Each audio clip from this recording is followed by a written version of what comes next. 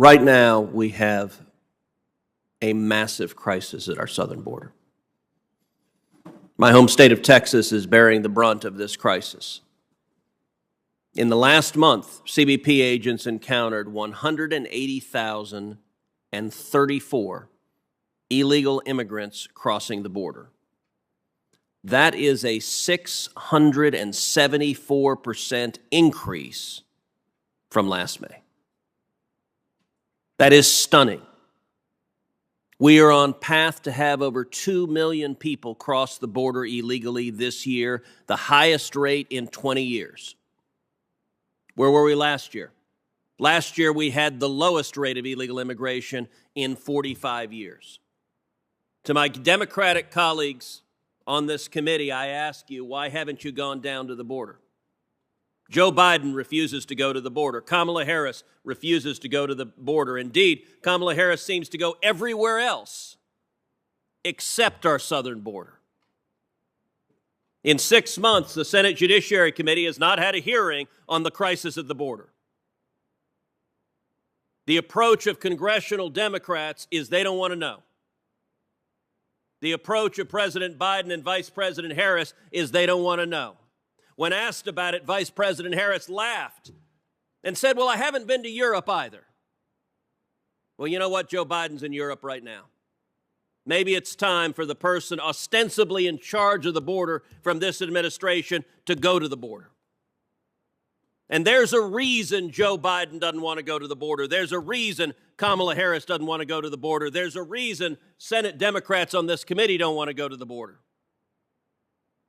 Because they know if they go to the border, the TV cameras will come with them, and they have no answer for this humanitarian crisis that is playing out.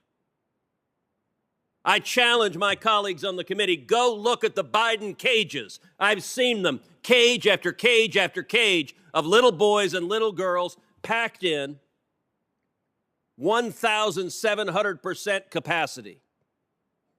COVID rate of positivity. Go look at the children that are paying the price for this failed immigration policy. And let's be clear, this crisis is the direct result of decisions made by Joe Biden and Kamala Harris.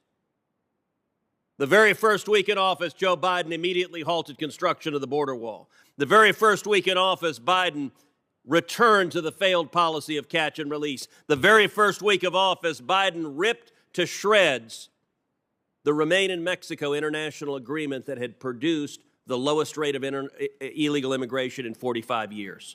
Joe Biden and Kamala Harris caused this crisis, and congressional Democrats are perpetuating this crisis by hiding from it and keeping the policies that aren't working. And let's be clear, it is evident to anyone who looks at the problem what the cause is. Here's what the president of Guatemala said when Joe Biden took office, quote, "The very next day, the coyotes were here organizing groups of children to take them to the United States."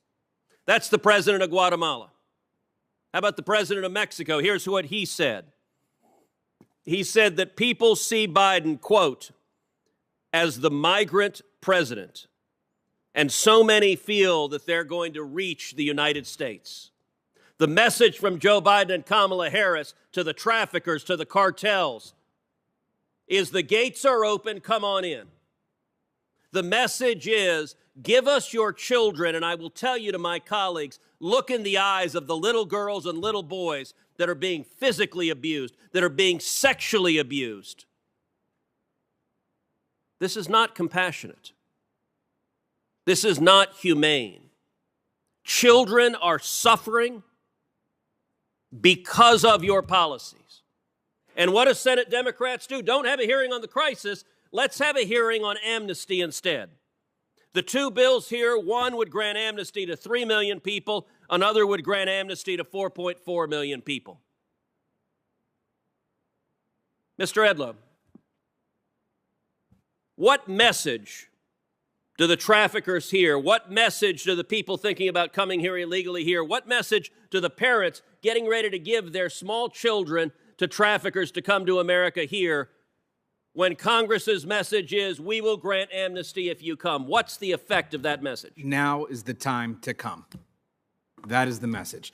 Come across now. You have a good chance of being able to stay here, either under the radar and wait for the next amnesty, or you may even be able to benefit from this one because the availability for documentary requirements here include, at minimum, 2 affidavits from people. It's very easy. That invites fraud. It's so easy to get 2 affidavits to say that you've been here since before January 1st of this year, even if you haven't. So now is the time to come because nothing is going to happen. The enforcement mechanism of this country in immigration enforcement has been turned off.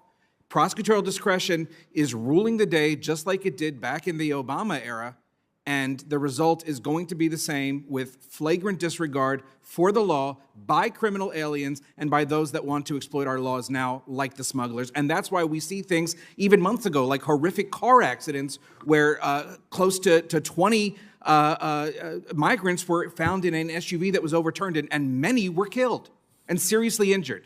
And that's because of these policies. There is absolutely no enforcement along the southern border. There's absolutely no enforcement except for a small little bit of what's left from ICE in the interior of this country. And immigration courts are being told to just go ahead and terminate cases if they don't meet the stringent requirements that they're needing to for priority. Because suddenly priority is based on limited resources that seemingly just turned up overnight. I don't understand what's going on right now because I can tell you, Senator, how it's supposed to be at the border. I can tell you how we're supposed to see people when they come over and what's supposed to happen under Section 235 of the Act. I have no idea what is going on. And I can tell you, Senator, whatever Border Patrol and ports of entries you visited, whatever Border Patrol sectors you visited, you are only seeing what's going on there. I don't know what's going on at the other ones. And I don't believe there's any consistency in the way that it's being administered. Thank you.